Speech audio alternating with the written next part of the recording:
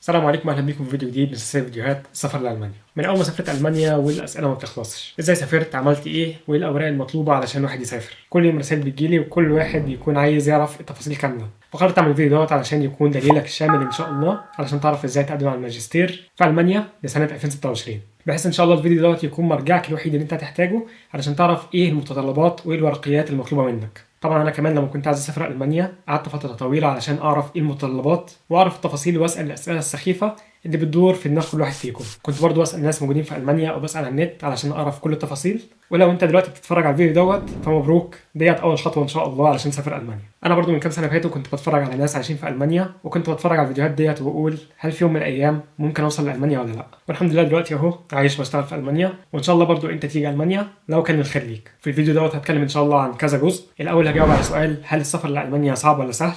تاني حاجة ايه هي اهم الحاجات المفروض تكون معاك علشان تسافر لألمانيا. تالت حاجة الخطوات والاوراق المطلوبة منك. رابع حاجة نتكلم عن ايجابيات وسلبيات ان الواحد يدرس في ألمانيا. خامس حاجة نتكلم عن ازاي الواحد اصلا يلاقي اعلانات للجامعات اللي عايز يقدم عليها في ألمانيا، وكمان ازاي الواحد يستخدم موقع DAAD وموقع اليوني اسيست. سادس حاجة نتكلم عن الحساب البنكي المغلق. فبسم الله يلا بينا نبدأ بالفيديو. ولو مرة القناة فانا عبد الله رشدي، مهندس عايش واشتغل في ألمانيا، وعلى القناة تلاقوا فيديوهات ليها علاقة بالسفر لألمانيا بشكل خاص والسفر بشكل عام، لأن من هواياتي السفر والتصوير. وبرضه على القناة هتلاقوا فيديوهات ليها علاقة بالهندسة لأن أنا مهندس. ونيجي دلوقتي للسؤال الأول اللي هنجاوب عليه، وهو هل السفر لألمانيا صعب ولا سهل؟ وخليني أقول لكم الحقيقة إن السفر لألمانيا مش سهل، ولكن أكيد برضه مش مستحيل بما إني أنا وغيري عايشين في ألمانيا. ولكن لو كان سهل فكل الناس كانت هتسافر ألمانيا، وأكيد لو مستحيل ما كانش فينا حد وصل لألمانيا. الحقيقة الموضوع بيحتاج تخطيط كويس جدا، محتاج يكون عندك صبر، اصرار، وكمان محتاج ان يكون عندك مبلغ مالي كويس، علشان هتحتاج برضو انك انت تدفع شويه مصاريف. مش مبالغ كتيره جدا، ولكن برضو لازم تكون مستعد. ولكن ببساطه كده خليني اطمنك، بما ان انا موجود والاف المصريين والعرب التانيين موجودين برضو في المانيا، فانت كمان تقدر. كل الحكايه ان في شويه متطلبات لازم تحققها علشان ان شاء الله تعرف تسافر المانيا. محتاج صبر علشان الموضوع هياخد وقت، ممكن من 6 شهور لحد سنه، وفي ناس بتقعد اكتر من كده بتجهز. ومحتاج اصرار لان مش كل حاجه هتكون سالكه معاك في الطريق. في حاجات كتيره جدا ممكن تقف معاك، منهم مثلا ان ممكن يجيلك رفض من الجامعه، فما ينفعش تدخل الموضوع وتبقى متوقع ان كل حاجه هتكون سالكه معاك. اكيد ممكن كل حاجه تكون سالكه معاك وربنا يكون ميسر لك الطريق، ولكن حابب اقول ان لو جالك مثلا رفض او في حاجه وقفت معاك في الطريق ما ينفعش تستسلم. نيجي دلوقتي للسؤال التاني، وهو ايه الورق اللي لازم يكون معاك. قبل ما نتكلم عن الورق والفلوس والكلام ده كله، حابب اقول لكم ان من اهم الحاجات اللي لازم تكون معاك لو عايز تسافر المانيا هو الحافز. لان الحافز دوت فعليا هو اللي هيخليك تكمل لما حاجه تقف معاك. لان ببساطه كده المشوار دوت طويل، في ورق كتير لازم يتعمل، توثيقات كتير، في اوقات كتيره بنبقى مستنيين الرد بفارغ الصبر، في احتمال كبير جدا ان يجيلك رفض من جامعه او اتنين، ده عادي جدا. فالمهم ان في لحظات بيكون فيها لحظات احباط، والحاجه اللي تخليك تكمل وتتشجع انك تكمل هو فكره ان يكون عندك حافز. والحافز ببساطه هو انت عايز تسافر المانيا ليه؟ هل عشان تطور نفسك في مجالك؟ هل عايز تتعلم في جامعات من اقوى جامعات العالم؟ او ممكن حتى بس انك انت عايز تجرب تسافر وتعيش تجربه جديده. ايا كان السبب، خلي السبب دوت في دماغك دايما علشان هو دوت اللي هيخليك تكمل. السؤال الثالث، ايه الخطوات الاساسيه؟ وقبل ما ندخل في التفاصيل خليني اقول لكم صوره كبيره. نحاول مع بعض كده نتصور الفتره او المده الاجماليه اللي انت تحتاجها علشان تسافر المانيا. بدايه من ان احنا ندور ونلاقي الجامعه اللي احنا عايزين ندرس فيها، وايه التخصص كمان اللي احنا عايزين ندرسه في الجامعه دي. الموضوع مثلا ممكن ياخد مننا شهر. بعدين بتيجي مرحله ان احنا نجهز ونوثق الورق، وده على حسب الورق طالع بالانجليزي ولا بالعربي، هل محتاج ترجمه او لا. الفتره هنا ممكن تتراوح ما بين شهرين ل4 شهور. بعد ما بنجهز الورق بنبدا نبعت للجامعات، واللي احنا بنستنى بعدين منها رد ممكن يقعد شهر او شهرين، وفي جامعات كمان بتاخد 3 شهور عشان ترد. بعد ان شاء الله ما يجيلنا القبول، الواحد بعدين يقدر يدخل في الخطوه اللي بعديها، وهي انه يفتح الحساب البنكي المغلق. الموضوع زمان كان صعب، ولكن دلوقتي بقى سهل بوجود البنوك الاونلاين، وده هنتكلم عليه قدام شويه. ولكن دلوقتي الواحد ممكن يفتح الحساب البنكي ويحط فيه الفلوس، وكل المواضيع ديت ممكن يحتاج بس فتره اسبوعين. بعديها بتيجي خطوه ان احنا نقدم على الفيزا، واللي هي برضه ممكن تاخد لها شهر او شهرين. وبعد ان شاء الله ما تستلمي فيزا ما بيكونش عليك غير انك انت تسافر. فالفتره الاجماليه بتتراوح ما بين 6 شهور لسنه تقريبا علشان نجهز الورقيات. طبعا الفتره دي برضو ممكن تكون بتجهز نفسك انك انت تاخد اللغه الالمانيه او الكلام ده كله، ولكن شايف ان سنه بتكون كفايه جدا ان الواحد يتعلم اللغه الالمانيه ويقدم على الجامعات، وان شاء الله يجيله قبول ويسافر المانيا. فالمهم علشان كده لازم تبدا بدري. نيجي دلوقتي لجزء تاني، وهو ايجابيات وسلبيات الدراسه في المانيا. وخلونا الاول نبدا بالسلبيات. ومن اكتر السلبيات المشهوره في المانيا وهي العنصريه. العنصريه موجوده في المانيا زي ما هي موجوده في اي مكان تقريبا، بتكون في مناطق ومناطق لا. انا الحمد لله من تجربتي الشخصيه بقالي دلوقتي 4 سنين في المانيا، ما افتكرش ان في موقف عنصري حصل معايا الحمد لله، يعني مش عايز احسب نفسي. ولكن نصيحه مهمه، وهي ان المدن الكبيره بتكون العنصريه فيها اقل.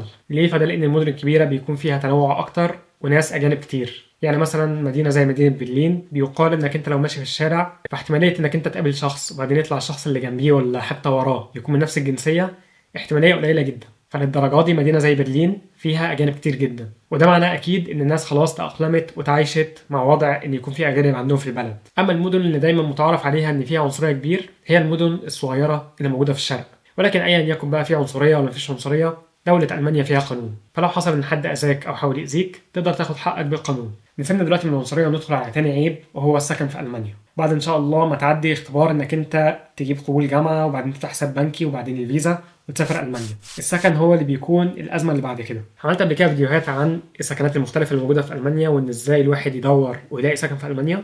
هتلاقي الفيديوهات برضه موجودة على نفس البلاي ليست بتاع السفر لألمانيا عندي على القناة. ولكن برضه خلوني أقول لكم هنا شوية معلومات بسرعة عن السكن. أسعار السكن في ألمانيا تعتبر غالية خصوصا في المدن الكبيرة، ده غير أصلا إن الواحد يلاقي سكن في المدن الكبيرة بيكون صعب، وساعات الواحد بيحتاج إن هو في الآخر يشوف سكن في قرية جنب المدينة اللي هو المفروض هيشتغل فيها وهيدرس فيها. فأنا مثلا وضعي حاليا إن أنا ساكن في قرية تبعد عن الشغل بتاعي حوالي ساعة بالمواصلات، فده طبيعي جدا ممكن يحصل في ألمانيا. مدينة زي ميونخ لحد السنة اللي فاتت كان السكن فيها ممكن يوصل، لو الواحد عايز يقعد لوحده في سكن، ممكن يوصل من 600 ل 900 يورو في الشهر. ده يعتبر في حدود المعقول أو المتوسط، ففي برضه أغلى من كده.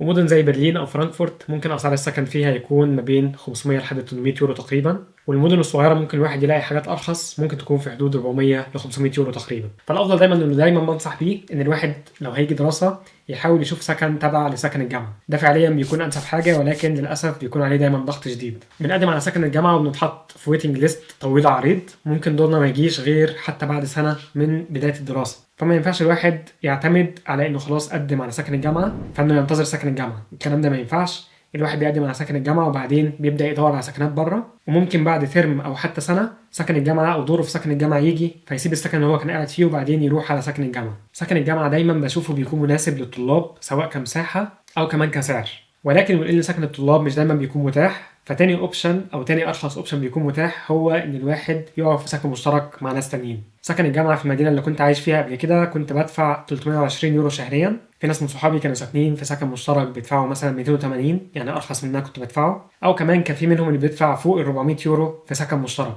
فده بيكون على حسب المكان اللي انت هتقدم عليه. والنصيحه طبعا هنا ان الواحد يحاول ان شاء الله لما يجيله قبول من الجامعه يبدا في اجراءات انه يدور على سكن في المانيا. ولو ما توفقتش انك تلاقي سكن لحد الوقت اللي هو انت خلاص هتسافر في المانيا فمش مشكله، عادي جدا، ناس كتير بيحصل لها كده. ولكن من المهم جدا ان تعمل حسابك على مبلغ يكفيك لمده شهرين في المانيا، لانك مش هتعرف تفتح الحساب البنكي المغلق غير لما تعمل اميلدونج اللي هو تسجيل محل الاقامه، اللي هو انت بتحتاج عقد ايجار علشان تعمل اميلدونج. فبس تعمل حسابك ان يكون معاك مبلغ يكفيك اول شهرين في المانيا. العيب اللي بعد كده هو اللغه الالمانيه. اكيد اللغه الالمانيه صعبه مفيش كلام، ولكن حتى لو هتسافر المانيا انك انت تدرس في الجامعه باللغه الانجليزيه فاللغه الالمانيه برضو هتكون مهمه ليك، سواء بقى في التعاملات الحكوميه او التعاملات اليوميه في الشارع، او بعدين كمان لما تيجي تقدم على وظائف. اللغه الالمانيه دلوقتي تعتبر اساسيه لما تيجي تقدم على وظائف. في وظائف كتيره جدا بتطلب مستوى اللغه الالماني يكون على الاقل البي اينز، وفي اللي بيطلب اكتر من كده بكتير. وحتى واحد صاحبي بعت لي اعلان لوظيفه ان الشركه طالبه منه انه يوصل لمستوى التسيتس واي، اللي هو صاحبي بيقول لي ده حتى الالمان نفسهم لو دخلوا امتحان التسيتس واي هيسقطوا. فصراحه الفتره اللي فاتت بقى الموضوع مبالغ فيه، ولكن مهم جدا تعرف ان اللغه الالمانيه هتسهل عليك انك تلاقي وظائف بعدين. طيب كفايه سلبيات، انا كده كرهتكم في المانيا، خلونا نتكلم شويه عن الايجابيات. اول حاجه طبعا وهي قوه التعليم، وان التعليم كمان شبه مجاني. ولكن نقطه مهمه جدا هنا وهي ان مش كل الولايات دلوقتي بقى فيها دراسه مجانيه. اغلبيه الجامعات لسه بتعمل الرسوم اللي هي الرمزيه ديت، بتكون في حدود 300 ل 400 يورو تقريبا في الترم، وده برضه بيكون شامل كارت المواصلات، فالموضوع بيكون جميل جدا ورخيص. ولكن ولايه بافاريا بدات تفرض رسوم كبيره على الطلاب، يعني اللي كان حلمه يدرس في جامعه تي و ام اللي هي جامعة ميونخ التقنية، فدلوقتي الجامعة بقت تفرض رسوم على حسب طبعا التخصص بتاعك. الرسوم بتتراوح ما بين 4000 ل 6000 يورو كل ترم. ولاية بادن فورتنبرج أرخص شوية ولكنها في حدود 1500 يورو كل ترم. فلو ميزانيتك محدودة ابعد عن الولايات ديت. فلو هنتكلم عن الجامعات الظريفة اللي لسه الرسوم فيها تعتبر شبه مجانية، فاحنا بنتكلم ان لو الواحد يعمل ماجستير مثلا في 4 ترمات، مش عارف ترمات دي كلمة بجد ولا لا، بس لها تقريبا سنتين، فممكن الدراسة كلها تكون في حدود من 1000 ل 1400 يورو تقريبا، واللي هي مقارنة بأمريكا ولا بريطانيا ولا كندا تعتبر ولا حاجة. الميزة التانية وهي انك انت ممكن تدرس في الجامعات الألمانية باللغة الإنجليزية، لو انت مسافر على جامعه باللغه الانجليزيه في المانيا، فانت مش محتاج ابدا تكون عارف حتى كلمه واحده المانيه، وعادي هيجي لك قبول من الجامعه وهتعرف تقدم على الفيزا وتسافر عادي جدا. في 2025 كان في اكتر من 1800 برنامج ماجستير موجودين على موقع DAAD. بتكون طبعا في تخصصات كتيره مختلفه، ممكن بزنس، هندسه، علوم، او حتى بيكون في ماجستير للطب بالانجليزيه، فدي بتكون حاجه جميله جدا. ثالث ميزه هنتكلم عليها وهي شغل الطلبه. مسموح لك كطالب تشتغل 140 يوم دوام كامل او 280 يوم دوام جزئي، طبعا بتكلم في السنه. ومسموح لك كطالب تشتغل 20 ساعه كل اسبوع، والحد الادنى للاجور دلوقتي بقى 12 يورو 82 سنت في الساعه. يعني بنتكلم لو انت بتشتغل بالحد الادنى واشتغلت 20 ساعه في الاسبوع، فمرتبك شهريا هيكون في حدود 1025 يورو، واللي هو انا بشوف لو انت ساكن في سكن معقول الموضوع دوت هيغطي تكاليفك شهريا من غير اي مشكله. انت كطالب مش بتدفع ضرائب كبيره زي الموظفين لما بيشتغلوا، في ضرائب بسيطه بتدفعها، وكمان تقدر تسترد الضرائب ديت بعد كل سنه. الضرائب في المانيا للموظفين بتوصل ل 40 او 45% من المرتب، فانت كطالب ولان مرتبك بيكون محدود فما بتدفعش ضرائب كبيره زي اللي بيدفعها الموظف. رابع ميزه وهي المواصلات، ان المواصلات زي ما قلنا بتكون داخله في الرسوم بتاعه الجامعه، فالمواصلات تعتبر شبه مجانيه. ال 300 يورو اللي انت تقريبا بتدفعهم كل ترم للجامعه بتغطي كمان سعر المواصلات بتاعتك في المانيا. باستخدام كارت المواصلات انت تقدر تركب اي مواصله، سواء بقى باص، ترام، او مثلا مترو، او كمان القطارات المحليه تركبهم مجانا وتسافر بيهم المانيا كلها. فطبعا الموضوع موفر جدا، وبيخليك كمان تحس ان ال 300 يورو اللي انت هتدفعهم للجامعه دول مش رايحين كده وخلاص. خامس ميزه وهي ان بعد التخرج الدوله بتديك سماحيه 18 شهر انك انت تبحث فيهم عن عمل، وقتها طبعا لو لقيت وظيفه تقدر بعدين تحول الاقامه بتاعتك لاقامه عمل. وطبعا في مميزات تانية كتير زي انك انت بتدرس في جامعات من اقوى جامعات العالم، موقع المانيا نفسه استراتيجي جدا وسهل انك انت تسافر لباقي دول اوروبا، وطبعا برضه بتاخد شهاده قويه جدا معترف بيها عالميا. خلينا دلوقتي نبطل كلام عن الايجابيات والسلبيات وندخل دلوقتي على الجزء المهم، وهو ازاي نلاقي الجامعات والبرنامج اللي احنا عايزين ندرسه. علشان تعرفوا ازاي، فدلوقتي هدخل معاكم على الكمبيوتر علشان نشوف ازاي نستخدم موقع DAAD علشان نلاقي الجامعات والحاجات او الاوفرات المتاحه. فيلا بينا نروح على الكمبيوتر. زي ما انتم شايفين هو دوت الموقع الرئيسي بتاع DAAD. هسيب لكم لينك الموقع في الديسكربشن تحت الفيديو اللي عايز يستخدمه. فاول ما بندخل على الموقع زي ما انتم شايفين بيبقى هنا البحث، الحاجه اللي احنا عايزين ندرسها. فمثلا نقول ان الواحد عايز يسافر ويدرس ماجستير ليه علاقه مثلا بالذكاء الاصطناعي Artificial Intelligence، وبعدين بنشوف الكورس تايب لو احنا رايحين لبكالوريوس، ماجستير، ولا دكتوراه، ولا ايا يكن. وزي ما انتم شايفين هنا برضو في ماجستير، 111 ماجستير متاحين للذكاء الاصطناعي، ولكن دوت في كل اللغات. نيجي بعدين هنا على كورس لانجويج اللغة، هنلاقي ان في 109 برنامج متاحين حاليا باللغة الانجليزية للماجستير في الذكاء الاصطناعي، وبس 2 اللي متاحين باللغة الانجليزية والالمانية مع بعض. فلو عايزين ندور باللغة الانجليزية نقدر ندوس هنا على English Only، وبعدين نقدر نعمل بحث. ولما تدخلوا هنا هتلاقوا كل الاعلانات او كل الجامعات المتاحة. اسم الجامعة هتلاقوها على اليمين، هنا تكنيشا هوخشولة انجولشتات، دي مش جامعة هنا، دي هوخشولة. هنا في جامعة لوبيك، وفي جامعات كتيرة جدا زي ما انتم شايفين بتدي مجال الذكاء الاصطناعي للماجستير. وبرضه هنا نلاقي معلومات بسيطة شوية عن البرنامج، مثلا ان لغة الدراسة بالانجليزي، مدة الدراسة 4 سمستر، 4 ترمات، سواء فصل شتوي او صيفي. فهنا عندنا في الجامعة ديت متاح الاثنين. وبعدين هنا المصاريف بتاعة الجامعة، وهنا لما نلاقي المصاريف صفر او ان مفيش مصاريف فده برضه معناه ان احنا نتوقع ان يكون في اللي هي المصاريف الرمزيه اللي هي ممكن تكون في حدود من 200 ل 400 يورو تقريبا كل ترم. فنقول مثلا ان احنا عايزين نقدم على اول جامعه عشان ناخد شويه تفاصيل اكتر. ندخل على البرنامج، هنلاقي هنا في تفاصيل اكتر عن البرنامج، وكمان مثلا هنا الابلكيشن ديدلاين، امتى التقديم بيقفل على الجامعه ديت. فزي ما انتم شايفين هتلاقوا تفاصيل كتيره جدا عن الجامعه وعن البرنامج. في كمان المصاريف زي ما انتم شايفين هنا، ومره تانية بيأكدوا ان مفيش مصاريف، ولكن هنا زي ما انتم شايفين في حاجه اسمها السمستر كونتريبيوشن اللي هو المبلغ اللي احنا بندفعه كل ترم، وهو زي ما انتم شايفين هنا في حدود 373 يورو، ولكن دوت الفصل الشتوي بتاع 2024 2025، فممكن مع السنه الجديده المبلغ يزيد. وبعدين هنا شويه تفاصيل عن المدينه نفسها، يعني حتى الجميل هنا على الموقع ان بيقول لك تتوقع قد ايه المصاريف اللي ممكن تدفعها في الشهر في المدينه ديت، سواء ايجار السكن، بيقولوا السكن في المدينه اللي فيها الجامعه ديت في مدينه كوتبوس، بيقولوا ان سكن الايجار بيتراوح ما بين 250 ل 450 يورو شهريا، ومصاريف التسوق بتاعت الشهر بتكلف ما بين 160 او 180 يورو. التأمين الصحي بيكلف حوالي 145 يورو، والمصاريف الإضافية بتكلف ما بين 170 ل 220 يورو. فبيقولوا ان ممكن المصاريف الشهريه تكون في حدود من 780 ل 1000 يورو شهريا.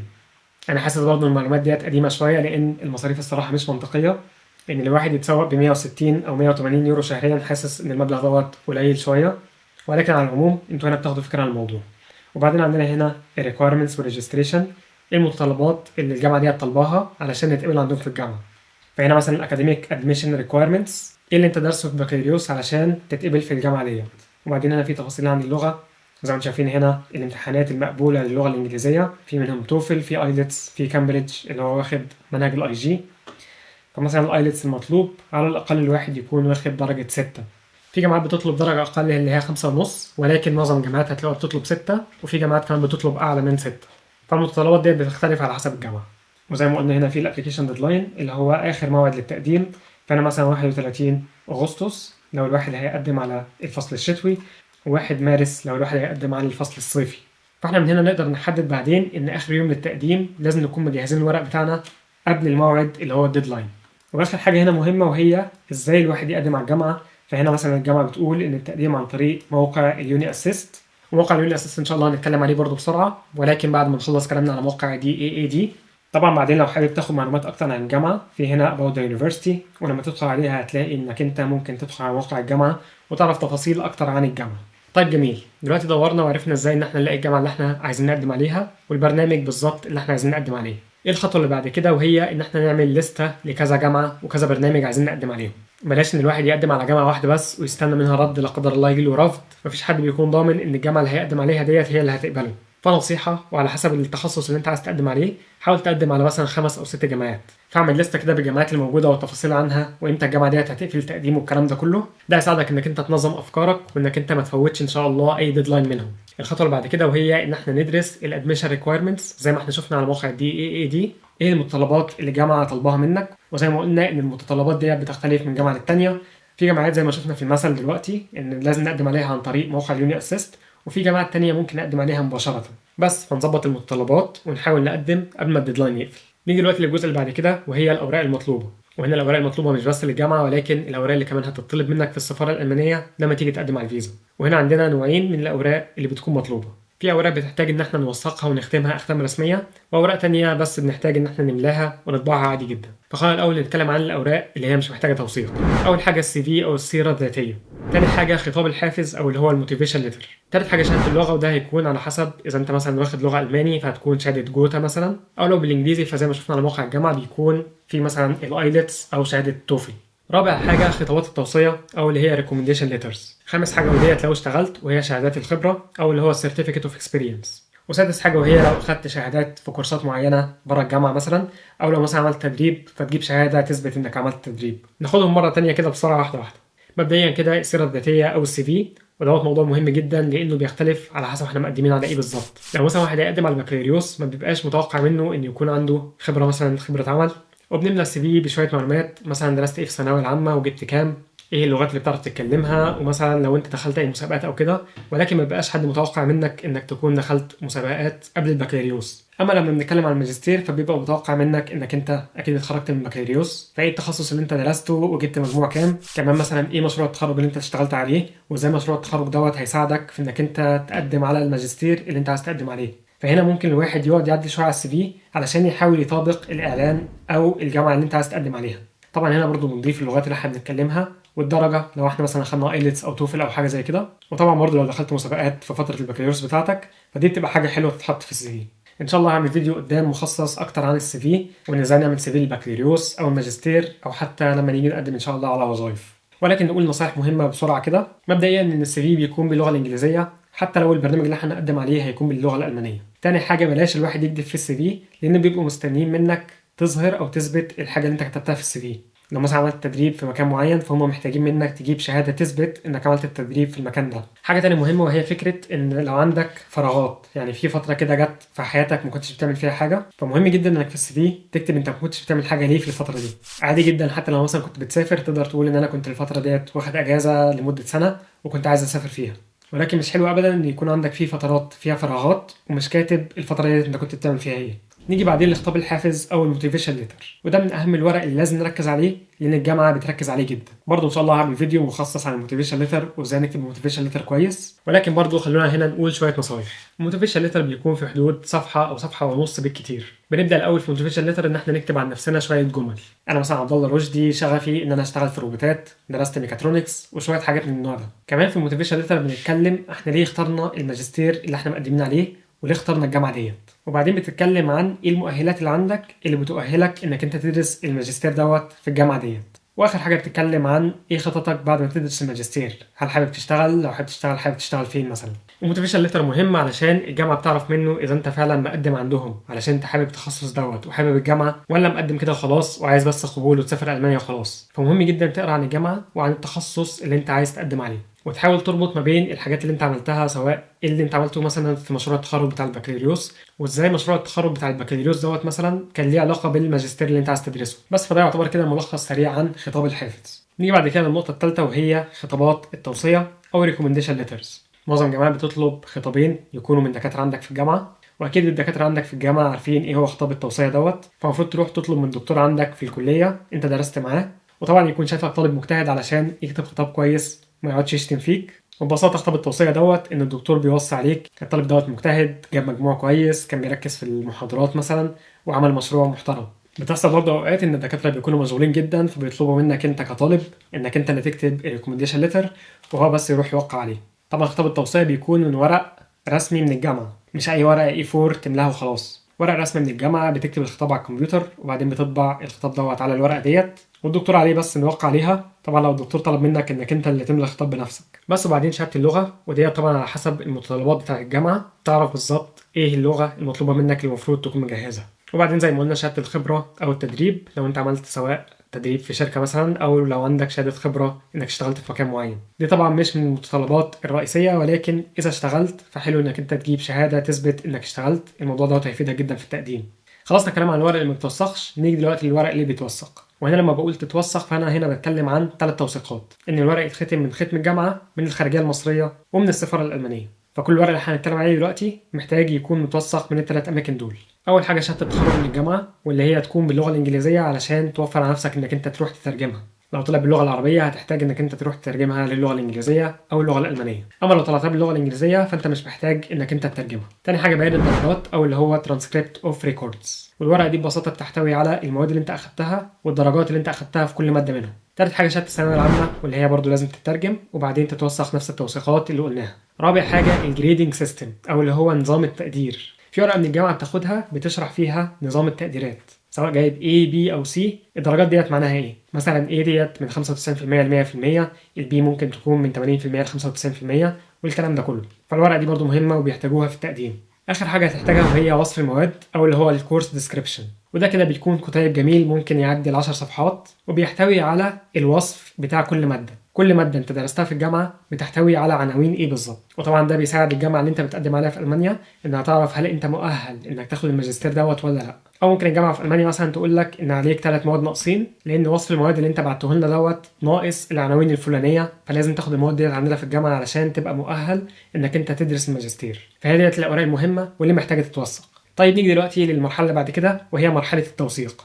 أول حاجة زي ما قلنا بنوثق من الجامعة الورق اللي احنا اتكلمنا عليه زي شهادة التخرج أو كشف المواد أو اللي هو كشف أو شرح التقديرات أو بيان الدرجات. الورق ده كله بيطلع من الجامعة، فمفروض يطلع من الجامعة مختوم من الجامعة. المرحلة التانية إن احنا نروح الخارجية المصرية علشان نختم الورق هناك. أيا يكن أنت في أي محافظة حاول تشوف أقرب خارجية مصرية ليك، بتسلم الورق وبعدين بتدفع شوية رسوم، وعلى حسب أنت في أي محافظة. في محافظات بتسلمك الورق على طول، وفي محافظات هتقول لك تعالى استلم الورق تاني يوم. ومهم جدا تعرف ان ختم الخارجيه بيتغير كل سنه او سنتين. وبالنسبه للسفاره الالمانيه بيقول لك ان لو الختم دوت عدى عليه 6 شهور هيكون منتهي الصلاحيه وهتحتاج انك انت تروح الخارجيه تاني علشان توثق.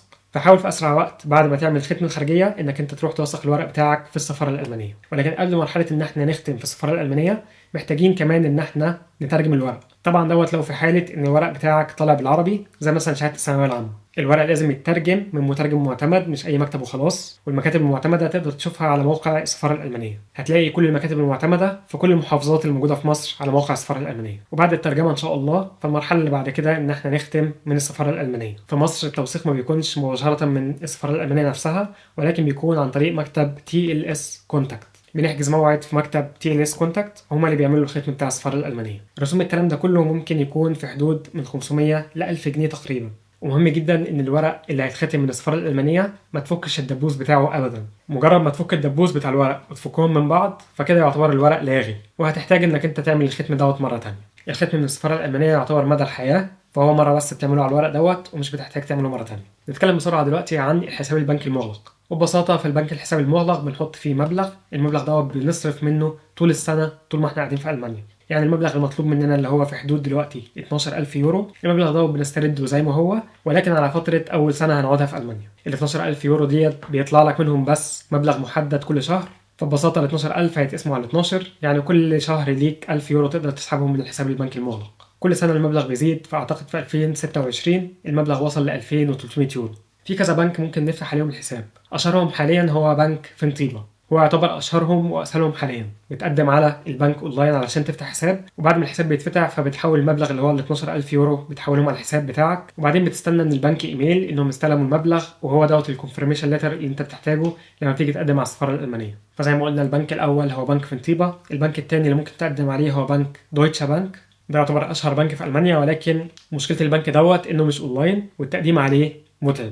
بتحتاج انك انت تملى فورم وتروح توثقه من السفاره، وبعدين تبعت الفورم دوت اللي انت ختمته من السفاره تبعته للبنك بالبريد، وبعدين تستنى منهم ايميل ان الحساب بتاعك اتفتح علشان بعدين تحول عليه، وبعدين تستنى منهم ان الفلوس وصلت للحساب بتاعك، وهو دوت الكونفirmation ليتر اللي هتحتاجه علشان تقدم على السفاره الالمانيه. فالصراحه ما بنصحش ان الواحد يفتح دويتشه بانك دلوقتي بما ان في بنك فينتيبا مسهل الموضوع. واخر بنك هنتكلم عليه برضو ودوت من البنوك المشهوره، وهو موقع برضو اونلاين اسمه موقع اكسباتريو، ده شبه فينتيبا جدا فما فيش اختلاف كبير. طيب نتكلم بسرعه كده على موقع او مكتب اليوني اسيست، وان احنا ازاي نقدم على الجامعه عن طريق اليوني اسيست. ببساطه مكتب اليوني اسيست دوت يعتبر مكتب وسيط ما بين الطالب والجامعه. كل اللي بيعملوه انهم بيستلموا منك الملفات بتاعتك وبيقولوا لك انت عايز تقدم على اي جامعه في المانيا. هم بيفلتروا الطلبات الكتيره اللي بتجيلهم من الطلاب ويبعتوا للجامعه الطلاب اللي هم شايفينهم ممكن يتقبلوا عندهم في الجامعه. فببساطه المكتب بيتاكد انك انت مستوفي الشروط بتاعه الجامعه، واذا مستوفي الشروط فبيبعتوا الورق بتاعك للجامعه. فطبعا الجامعات بيتعاملوا مع مكتب اليوني اسيست علشان يوفروا وقت ومجهود بدل ما الجامعه هي اللي تراجع الاف الطلبات بنفسها. كنت عامل فيديو قبل كده عن ازاي الواحد يقدر يقدم على الجامعات في المانيا، هتلاقوا الفيديو برضه في البلاي ليست بتاع السفر لالمانيا. وفي الفيديو هناك دخلت معاكم على موقع اليوني اسيست علشان اوريكم ازاي تقدموا عليه. ولكن زي ما قلنا مش كل الجامعات بتتعامل مع اليوني اسيست، في جامعات تقدر تقدم عليها مباشره عن طريق موقع الجامعه نفسه، وده تعرفوه منين؟ فزي ما شفنا مع بعض على موقع DEAD بيبقى مكتوب على كل جامعه الجامعه ديت بتقبل التقديم عن طريق اليوني اسيست ولا عن طريق الارسال مباشره. برضه في جامعات ولكن قليله جدا اللي بتطلب منك انك انت تبعت الملفات بتاعتك عن طريق البريد. طبعا الموضوع بيبقى سخيف جدا ان الواحد يقدم عن طريق البريد، ولكن في بعض الجامعات بتطلب ان الواحد يبعت بالبريد. وبعد ما قدمنا على الجامعات بتيجي فتره الانتظار، فتره بتكون سخيفه جدا كده ما بين شهر ل3 شهور بنستنى فيه رد الجامعه او رد مكتب اليوني اسيست. الرد ممكن يجي لك يكون قبول مباشر، وطبعا خطاب القبول دوت هتطبعه وهتحتاجه لما تيجي تقدم على الفيزا في السفاره الالمانيه. تاني نوع قبول وهو القبول المشروط او الكونديشنال اكسبتنس، واللي هو بيكون انك انت اتقبلت في الجامعه ولكن بشرط لازم تحقق الشرط دوت علشان تاخد في الاخر القبول الرسمي. ممكن يكون عندك ورق ناقص او مثلا مستوى اللغه بتاعك اقل من المطلوب، فالجامعه ممكن تدي لك سماحيه انك انت تحاول تنجز وتعمل الامتحان دوت وتجيب الدرجه المطلوبه علشان بعدين يدوك القبول النهائي. وتالت حاجه لا قدر الله ممكن يجي لك رفض، ودوت عادي جدا ما يخلكش تكتئب، وعلشان كده بنصح ان الناس تقدم على جامعات كتير لان عادي جدا ممكن يجي لك رفض. واخر رد ممكن يجي وهو ان الجامعه تقول لك انك انت موجود على الويتنج ليست، انك انت مقبول ولكن ما عندناش اماكن فاضيه حاليا. فلو حد من الطلاب مثلا ما دفعش رسوم التسجيل او لغى التسجيل بتاعه فساعتها الجامعه هتبعت لك القبول مكانه. ونيجي دلوقتي لجزء طلب الفيزا. ان شاء الله يجي لك قبول، فالف مبروك مقدما. دلوقتي نيجي للخطوه الاخيره وهي التقديم على الفيزا في السفاره الالمانيه. الاوراق المطلوبه من السفاره الالمانيه بتكون موجوده على موقع السفاره برضو، ولكن هحاول الخص لكم بسرعه كده الاوراق المطلوبه. اول حاجه طبعا وهي قبول الجامعه، تاني حاجه اثبات الحساب البنكي انك انت فتحت الحساب وحولت الفلوس، تالت حاجه جواز السفر وطبعا يكون في صلاحيه اكتر من 6 شهور، رابع حاجه صور شخصيه واللي هي بتكون اسمها صور بايومتريه. لو رحت لاي مكتب تصوير المفروض تقول له انك انت عايز تقدم على السفاره الالمانيه، فهو المفروض يعرف المقاس بتاع الصورة. خامس حاجة شهادة الميلاد بتكون مترجمة وموثقة. سادس حاجه التامين الصحي. سابع حاجه ان يكون عندك اثبات انك انت عندك سكن في المانيا، ولكن دوت مش شرط مهم. لو موجود خير وبركه، لو مش موجود فممكن تكتب اي فندق، ممكن تكتب عنوان اي حد من صحابك موجود في المانيا لو عندك، او ايا يكن، ولكن دوت مش شرط اساسي. واخر حاجه مره تانية وهو الموتيفيشن ليتر. ليه عايز تسافر المانيا؟ لما انا قدمت للسفاره فقدمت لنفس الموتيفيشن ليتر اللي استخدمته لما قدمت على الجامعه، ولكن في الخطاب بدل ما اوجهه للجامعه وابقى كاني بكلم الجامعه فوجهته للسفاره وكاني بكلم السفاره. بسرعه كده نتكلم عن التامين الصحي. فلازم يكون عندك تامين صحي قبل ما تقدم على الفيزا، واشهر شركات التامين الموجوده في المانيا شركه تي كي، شركه بارمر، او شركه اي او كي. عادي جدا تدخل على موقع اي شركه منهم، تسجل اونلاين، وهيبعتوا لك الكونفirmation ليتر اللي انت هتحتاجه لما تيجي تقدم على السفاره الالمانيه. وليه التقديم على الفيزا؟ فحاليا الوضع في مصر مش ان الواحد بيقدم او بيتعامل مع السفاره مباشره، ولكن عن طريق مكتب تي ال اس كونتاكت. فاللي بيحصل ان احنا بندخل على موقع تي ال اس، بنعمل حساب، وبنبعت ان احنا عايزين موعد علشان نقدم على الفيزا الالمانيه. كان في الاول في ان الواحد يحجز حجز فوري، ولكن برضو كان في موضوع النصابين كتير، وفي ناس كتيره بتحجز مواعيد كتيره وبتبيع المواعيد ديت للناس. فتقريبا علشان يحلوا الموضوع خلوا الموضوع دلوقتي ان في ويتنج ليست، بتسجل اسمك وبتتحط في قائمه انتظار، ولما يجي دورك بيبعتوا لك ايميل بانك انت تقدر تيجي وتحجز او تقدم على الفيزا الالمانيه. الموضوع دوت ممكن ياخد اسابيع او اشهر، فحاول تقدم من بدري. وطبعا لما نروح الموعد نحاول نكون لابسين لبس شيك كده ورسمي. هما كمان على موقع السفاره قايلين لنا ان احنا نحاول نظبط الورق او نرتب الورق حسب الترتيب المذكور على موقع السفاره. فكل واحد على حسب هو هيقدم من فين يدخل على موقع السفاره الالمانيه ويشوف ايه الطلبات، وتقدر تحمل ملف كده فيه ايه الورق اللي انت مطلوب منك لما تيجي تقدم على الفيزا الالمانيه. فالسفاره بتطلب منك انك انت ترتب الورق بتاعك زي الترتيب اللي موجود عندهم على الموقع. طبعا لما نروح الموعد بتاع السفاره نحاول نروح بالظبط في الموعد ما نتاخرش. اما عن المقابله، فالمقابله ما بتكونش صعبه، بتكون اسئله روتينيه، وكمان بيحاولوا يتاكدوا من اللغه بتاعتك. لو انت مسافر على برنامج باللغه الالمانيه ففي جزء كده من المقابله هيكون باللغه الالمانيه علشان يختبروا اللغه بتاعتك. اما لو مسافر على برنامج باللغه الانجليزيه فهيكون في جزء من المقابله بتاعتك باللغه الانجليزيه. برضو بيختبروا الجامعه اللي انت رايح لها والبرنامج اللي انت رايح له، عارف انت رايح على ايه بالظبط ولا مقدم كده خلاص. ناس كتيره جدا بتقدم عن طريق مكاتب، والمكاتب اللي بتعمل لهم السي في والموتيفيشن ليتر والكلام ده كله، وبيجيبوا لهم قبول لحد عندهم. فعادي تمام مفيش مشكله، ولكن على الاقل حاول انك انت تقرا الورق دوت وتفهم فيه ايه بالظبط، علشان لما تتسال في السفاره لازم تعرف تجاوب. بعد المقابله ان شاء الله هياخدوا الجواز بتاعك ويديك زي وصل كده، وتتوقع منهم رد مثلا في خلال شهر او شهرين. ممكن يجي لك اتصال او ايميل ان تعالى استلم الباسبور بتاعك. مش لازم يقول لك جالك قبول ولا رفض، ولكن تعالى استلم الباسبور بتاعك وخلاص. وبس تروح السفاره تستلم الجواز بتاعك، وان شاء الله تلاقي الفيزا بتاعتك جوه الجواز. صحيح برضو تكلفه الفيزا بتكون في حدود 75 يورو. انا عارف ان المشوار كتير وورق كتير جدا ورغي كتير جدا لدرجه ان انا صوتي تعب من الفيديو، بس صدقني المانيا لسه تستاهل. وبس هنا خلصنا فيديو النهارده عن التقديم الماجستير في المانيا. اتمنى الفيديو يكون مفيد وعجبكم. لو الفيديو عجبكم تشتركوا لايك سبسكرايب للقناه، واللي عنده اي سؤال او استفسار يقدر يكتب لي في التعليقات تحت الفيديو، ممكن يكلمنا على الانستجرام وعلى الديسكورد. هسيب لكم اللينكات في الديسكربشن تحت الفيديو برضه.